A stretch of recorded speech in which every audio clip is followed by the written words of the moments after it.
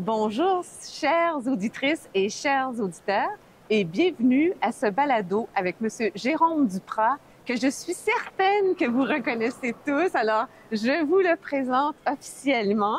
Il est professeur agrégé au département des sciences naturelles, chercheur à l'Institut des sciences de la forêt tempérée. Il est professeur agrégé à l'Université du Québec à l'Outaouais, je devrais préciser. Il est aussi titulaire de la chaire de recherche du Canada en économie écologique. Donc ça, peut-être que vous l'apprenez et vous le reconnaissez parce que M. Duprat, il est le bassiste et membre fondateur du groupe Les Cowboys Fringants, passionné de la forêt, de l'environnement et de la musique. Le professeur Duprat a à cœur la sauvegarde du patrimoine naturel, tant au niveau de la sensibilisation que du financement de différents projets. Les principaux travaux de recherche qui occupent Jérôme sont l'évaluation économique ainsi que les services écosystémiques, la relation entre les écosystèmes et la production de services écosystémiques et la gouvernance et l'aménagement du territoire. Son objectif, c'est de combiner ces analyses économiques et écologiques dans une dimension sociale par un travail sur la gouvernance environnementale dans une perspective de politique publique. Alors, M. Duprat est affilié à plusieurs groupes et associations, notamment l'Association des géographes canadiens, l'International Society for Ecological Economics et le Centre de la science de la biodiversité du Québec. Il a reçu plusieurs prix, reconnaissances et bourses au cours de sa carrière qui ne fait que débuter. Et vous avez tous écouté sûrement ces disques et les chansons que les Cowboys Fringants ont le plaisir de nous offrir. Donc, M. Duprat, Jérôme, très contente de vous revoir. Je suis très... Merci beaucoup de l'invitation, Hélène. Ça fait plaisir aussi. Donc, merci d'accepter de tourner ce balado avec nous, qui est une première, en fait. Puis, comme vous œuvrez beaucoup en biodiversité, bien, on tient à faire ce balado avec vous. Donc, ma première question pour vous, c'est que il y a le dernier bilan du Québec sur l'atteinte des objectifs de Aichi nous montre que les objectifs n'ont pas encore été atteints, en tout cas pour un bon nombre d'entre eux. Puis comment expliquer ce fait que nous n'ayons pas encore atteint les objectifs? Il y a plusieurs raisons qui expliquent ça. Peut-être la première, c'est que même si la crise de la biodiversité est aussi aiguë que celle des changements climatiques, c'est une question qui est plus difficilement saisissable. La biodiversité, c'est silencieux, mobile, invisible. Ce sont des gènes, des écosystèmes, des espèces, des cultures. Donc, comment prendre ça et faire un tout cohérent?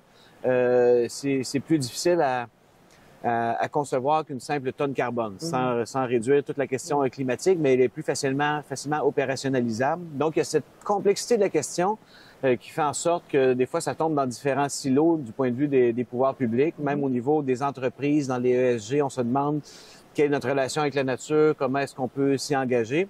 Et globalement, ça fait en sorte que la question de la biodiversité, elle a au moins une décennie de retard sur les engagements de changement climatique.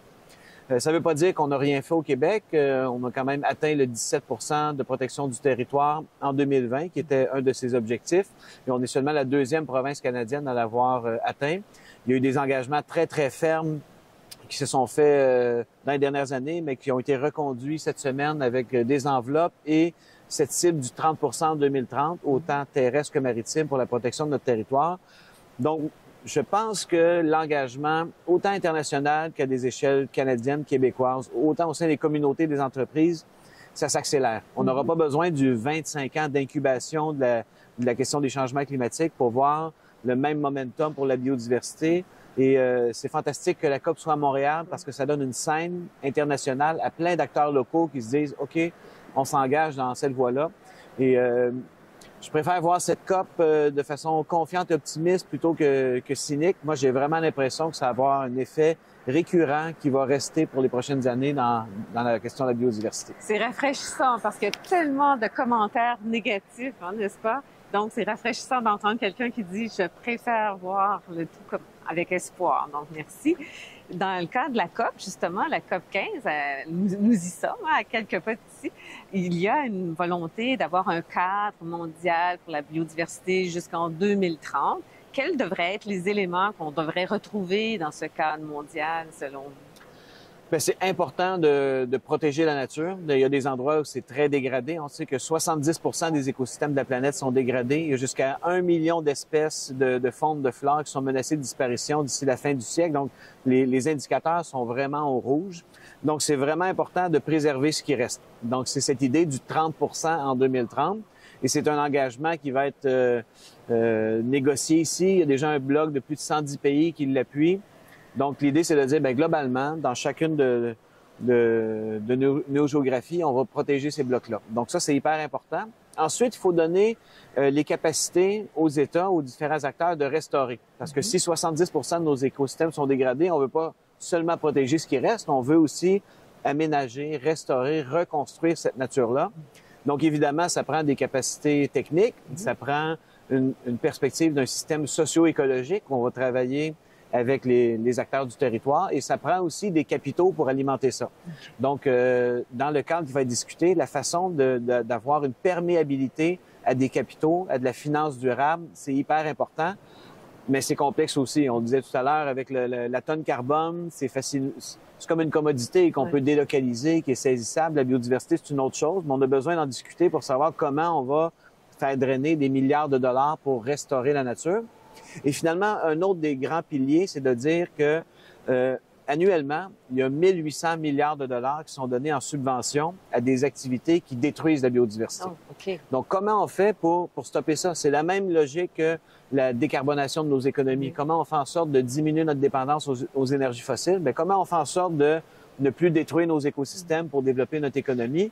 Et il y a beaucoup de soutien qui est encore malheureusement là. Donc, ces trois éléments, protéger, restaurer en amenant de la bonne finance et des questions éthiques, morales là-dedans, et finalement être capable de pouvoir stopper la dégradation, c'est hyper important. Puis quand je parle de questions éthiques et morales, il faut savoir que 80% de la biodiversité de la planète, elle est sur des terres qui sont gérées par des Premières Nations, par des premiers peuples. Okay. Donc, d'écouter ces perspectives-là, de respecter les cultures, de pas avoir une perspective qui est descendante, dominante de cadres internationaux, c'est aussi essentiel parce qu'on veut pas répéter les mêmes erreurs du siècle dernier où on pense faire des bonnes choses, mais on arrive avec une perspective colonisante. Non, mais alors donc, vous avez parlé de finances aussi, juste avant de nous parler du savoir traditionnel, si on peut dire. Puis finance, on a entendu parler de la nécessité d'avoir un cadre éventuel sur la divulgation de risques à la nature. On a un cadre qui est en train d'être revu pour essayer d'avoir une harmonisation, un cadre de divulgation de risques pour les changements climatiques.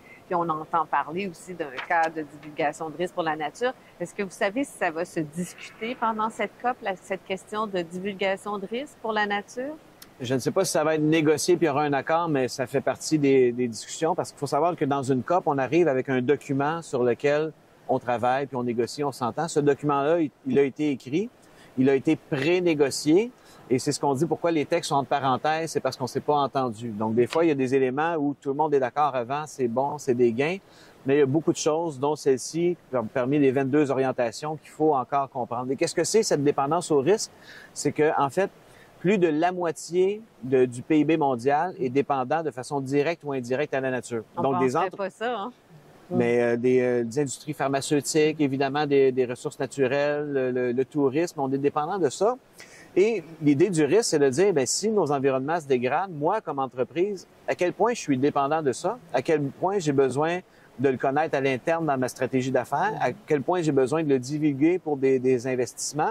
Donc, si par exemple, je fais de l'eau embouteillée, puis je dépends d'un aquifère dont la recharge dépend de l'état de santé des forêts dans le bassin versant en amont, bien, s'il y a de la déforestation qui se passe, je viens fragiliser mon approvisionnement en ressources naturelles et j'ai besoin, dans une perspective de transparence, de reddition de comptes, de la dévoiler. Mais ça, pour pouvoir le faire, c'est pas du cas par cas, c'est pas chaque entreprise qui le donne. On a besoin d'un cadre dans lequel les financiers vont pouvoir s'investir et comprendre, OK, ben tel secteur est mis à risque, on a besoin de comprendre quelle est cette analyse de sensibilité-là, comment on peut renverser les tendances. Et aussi pour les entreprises, c'est de dire comment moi je peux sécuriser un approvisionnement nature, comment diminuer mon impact, puis avoir une relation qui est beaucoup plus fusionnelle avec la nature dont elles dépendent. Oui, c'est ça, diminuer si possible aussi la dépendance, quand c'est possible.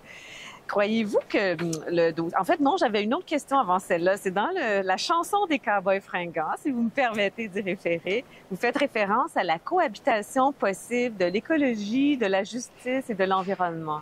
Comment voyez-vous cette cohabitation entre la conservation de la biodiversité et le développement économique?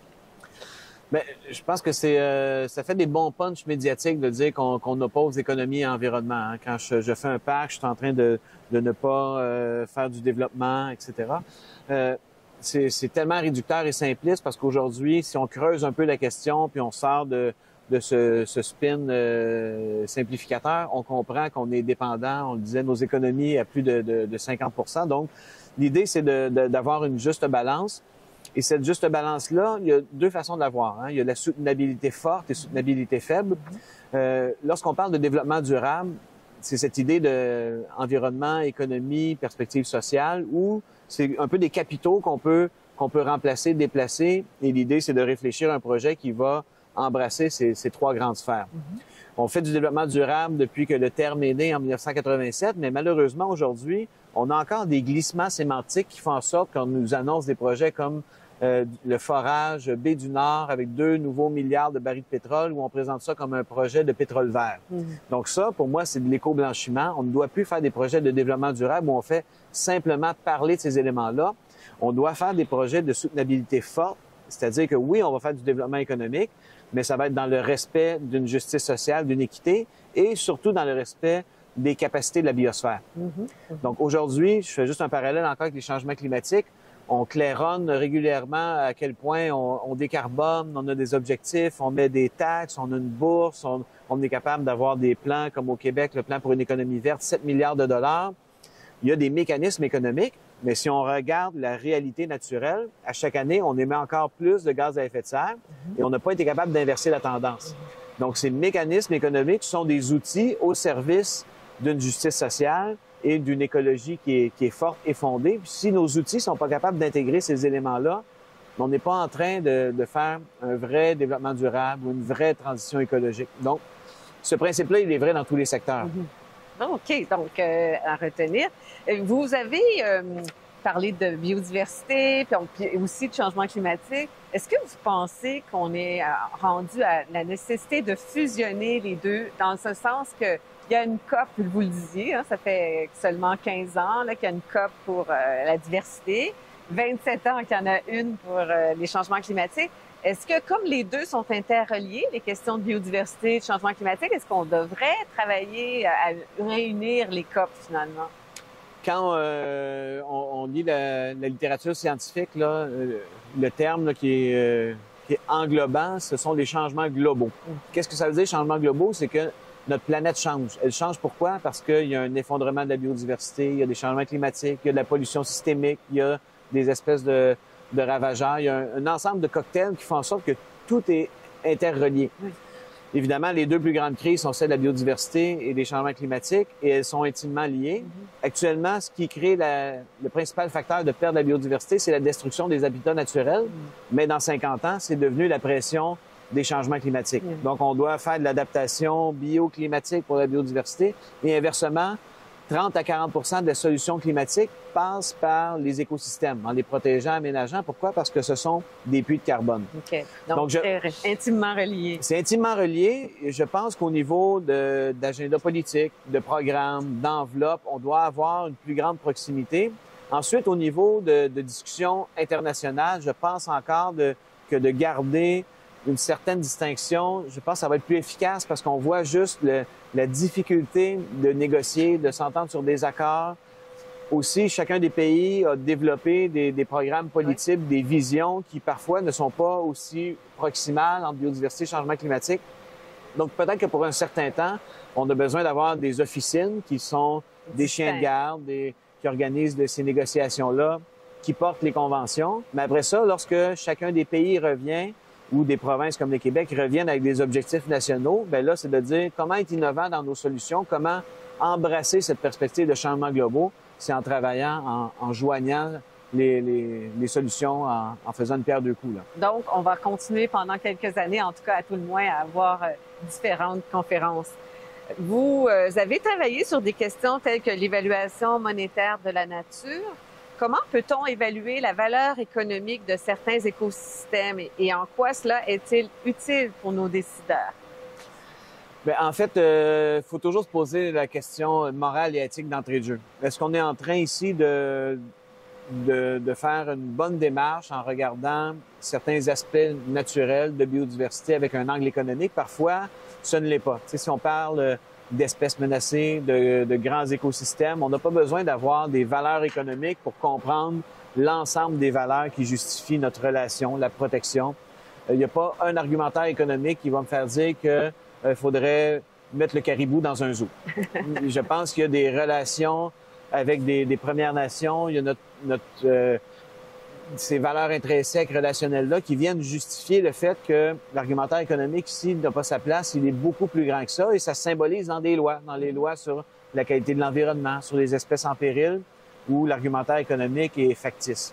Dans d'autres cas où la nature, elle est plus fonctionnelle, elle est peut-être plus invisible, comme par exemple, on pense aux milieux humides qui ont fait l'actualité depuis une vingtaine d'années. Ces milieux-là, ben il y a 20-30 ans, on les voyait comme des nids à moustiques, puis c'était des endroits très dévalorisés. Quand on creuse un peu, on se rend compte que finalement, ils ont un rôle pour la biodiversité, pour le carbone, pour la filtration de l'eau, même pour des fois des aspects plus marchands comme le tourisme ou du prélèvement de tourbe. Il y a vraiment une importance capitale à ça. Donc, d'être capable de représenter une valeur économique, ça vient donner un argumentaire à la protection, à la valorisation, à la restauration pour les outils qu'on utilise en aménagement du territoire, en prise de décision publique et privée. Donc, si j'associe une valeur de 0 aux fonctions du milieu humide, automatiquement, je suis en train de dégager un argumentaire économique pour sa destruction. Et ça, c'est vrai, on le voit de plus en plus au niveau des municipalités qui essaient de reconnaître la valeur de leurs infrastructures naturelles dans la même perspective que des infrastructures grises ou construites par l'humain. Donc, par exemple, toute la question de la compensation pour les milieux humides et hydriques, ça vient un peu de cette idée, je comprends. Votre groupe, donc les Cowboys Fringants, est très engagé sur le plan environnemental. Puis vous avez créé, au-delà des textes, bien sûr, vous avez créé une fondation. Est-ce que vous pouvez en parler à nos auditeurs? Oui, le groupe existe depuis 25 ans. On a fait 12 albums. On a la chance de faire des concerts dans la francophonie. Et pour ceux qui connaissent un petit peu plus notre répertoire, depuis le début des années 2000, on a des chansons à caractère environnemental et social.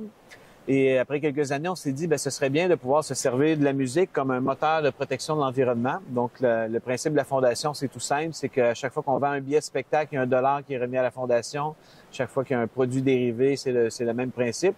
Puis avec ça, on va faire des projets qui sont super concrets, qui sont souvent près des endroits où on fait nos concerts pour dire au public, vous venez ici, vous passez un bon moment, mais en plus, on a un legs commun qui est un legs vert. Donc, on a planté plus d'1 million d'arbres, on a protégé des territoires à haute valeur écologique, on a fait des projets de sensibilisation dans des écoles. Ça nous a permis de travailler avec un grand ensemble de partenaires, de militants environnementaux, d'organisations environnementales, de scientifiques. Et pour nous, c'est un petit peu notre bras armé en disant, c'est un peu notre caution en disant, on a le droit des fois d'être cynique et fâché parce que de l'autre côté, on s'engage. Puis c'est aussi le message qu'on essaie de passer de toutes les façons, c'est que peu importe le métier qu'on fasse, peu importe le secteur dans lequel on est, on peut avoir le réflexe nature. Donc, je travaille dans une banque, dans un bureau de dentiste, je fais de la musique, je suis capable de trouver une façon d'être éco-responsable. Puis c'est le principe un peu des fois du 1% du bénéfice qu'on remet dans des projets. Je pense que si tout le monde s'y met un petit peu à ce réflexe-là, il y a vraiment des changements systémiques qui peuvent se produire. Alors, c'est une belle initiative. Félicitations. Puis, alors, ça fait le tour des questions que je voulais vous poser, mais on termine toujours nos balados avec 5 questions un peu plus ludiques. OK. Inspirées d'un questionnaire. Alors, la première, c'est quel est le mot ou l'expression dans le domaine du développement durable qui vous plaît le plus? Je dirais transition. Oui. Donc, l'humanité et la nature, c'est fait de transition.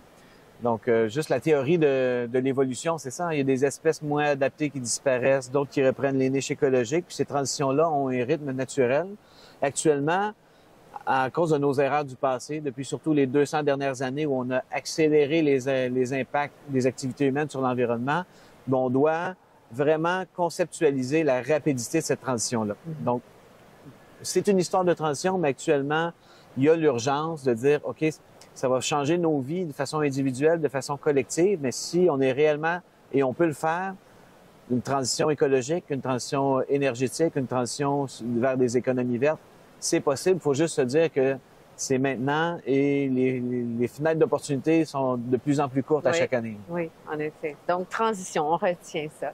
Aussi, quelle est la personne ou les personnes qui vous inspirent le plus dans le domaine du développement durable? Il y en a tellement, je dirais. Moi, c'est mes étudiants. Oui, c'est bien. Que j'ai la chance d'avoir une équipe à la chaire de recherche où c'est des étudiants de maîtrise, de doctorat, de post-doctorat. Puis moi, c'est un co-apprentissage. Hein. Ils deviennent des experts d'un sujet, ça m'anime. Puis de voir la passion. Pourquoi ils font des études, c'est que pour beaucoup, ils pensent que la science, ça peut changer le monde. Et moi aussi, je crois à ça. Ça donne des rencontres extraordinaires. Donc, il symbolise pour moi les jeunes générations qui nous poussent à aller plus vite, à faire mieux, à se sentir responsables. Qui sont engagés aussi. Et puis, sur une échelle de 1 à 10, où croyez-vous que le Québec en est en termes de développement durable? Ça dépend toujours à qui on se compare. Je dirais que on a des bons côtés et des moins bons côtés, puis c'est un peu partout pareil. Je pense qu'on repose sur les épaules de géants. Les choix qu'on a faits dans les années passées, notamment sur le développement de l'hydroélectricité, ça nous permet aujourd'hui d'avoir des bilans qui sont très positifs quand on se compare à nos émissions de gaz à effet de serre d'un point de vue du continent nord-américain. D'autre côté, si on regarde notre niveau de consommation individuelle, on n'est pas durable du tout. Donc, ça prend plusieurs indicateurs pour savoir où on se positionne. Puis c'est là que c'est l'idée de changement globaux, d'avoir une perspective holistique. Peut-être sur une question, on est meilleur. Sur d'autres, on a du chemin à faire. Et pour moi, ce serait plutôt de dire, plutôt que de se comparer, choisissons donc collectivement d'être un leader. La scène qui est faite avec la COP, c'est extraordinaire. Il y a des belles annonces qui sont faites. Et moi, j'aimerais ça que, autant qu'on disait tout à l'heure, comme individu ou comme entreprise, on peut avoir le réflexe nature. Ben pourquoi le gouvernement du Québec prend pas la question environnementale et la mène pas plus haute dans les principes de gouvernance? Okay. Pourquoi des questions comme les changements climatiques et celles de la biodiversité sont dans un ministère relativement secondaire si on regarde au niveau du budget et des effectifs? Alors de moins en moins le cas, par contre. Il y en a de plus en plus. Il y en a de plus en plus. Oui, évidemment, mais pourquoi? Et on a besoin des gens qui opérationnalisent, qui designent des programmes, des politiques. Ce sont des équipes extraordinaires. Mais il y a des grandes questions qui, pour moi, devraient relever de l'exécutif du premier ministre. Okay. On a un conseil du Trésor pour l'argent. Pourquoi ne pas faire un équivalent pour notre budget carbone puis pour la viabilité de notre biodiversité? Je pense qu'il y a un bon momentum, mais on peut penser en dehors de la boîte et dire qu'on fait cette transition, qu'elle soit écologique et politique et qu'elle soit franche et rapide. Non? Bien, donc d'autres idées. Et puis, quelle est, selon vous, la plus grande fierté du Québec en développement durable? Je pense encore aujourd'hui l'hydroélectricité. Oui. Ça amène plein de questions dont on a débattu largement cet automne sur l'efficacité énergétique, sur notre rôle de batterie continentale, mais on a un positionnement qui est exceptionnel. Il suffit de bien chérir et de bien gérer ce joyau-là. Mais ça nous a permis, avec des décisions prises sur 50 ans d'aujourd'hui, d'être dans une position de force. Donc, je pense que c'est des enseignements sur lesquels on devrait capitaliser en se disant aujourd'hui, quels sont nos chantiers qui, dans 50 ans, par rapport à l'eau, à la nature, la biodiversité, l'adaptation bioclimatique, qu'est-ce qui va faire en sorte que dans 50 ans, avec ces futurs incertains, la prochaine génération soit fière de nous et des décisions qu'on aura prises en apprenant évidemment des erreurs du passé. Je pense ici notamment à nos relations avec les premiers peuples. Puis être en mesure de se projeter aussi dans l'avenir. Puis ma dernière question, qui est la plus ludique de toutes les 5, c'est quelle est la plante, l'arbre ou l'animal dans lequel vous souhaiteriez vous réincarner si la réincarnation existait? Mais j'ai beaucoup de plaisir sur cette terre, donc je prendrais probablement une essence d'arbre qui vit vraiment super longtemps. Là, Ah Un oui! sapin de Douglas pour être ici quelques milliers d'années. Ah, c'est beau, bravo, bravo. Jérôme, c'est un plaisir et un honneur. Merci beaucoup d'avoir Merci. accepté de donner ce balado. Ça me fait bien plaisir. Notons aussi que vous faites partie du comité conseil permanent sur les changements climatiques du ministre de l'Environnement du Québec. Donc, encore une fois, merci. Merci vous toutes, à vous tous. Et puis, bien, je vous souhaite beaucoup de plaisir à écouter, à lire ce que fait Jérôme. Puis, bien, au plaisir de vous revoir pour un autre balado.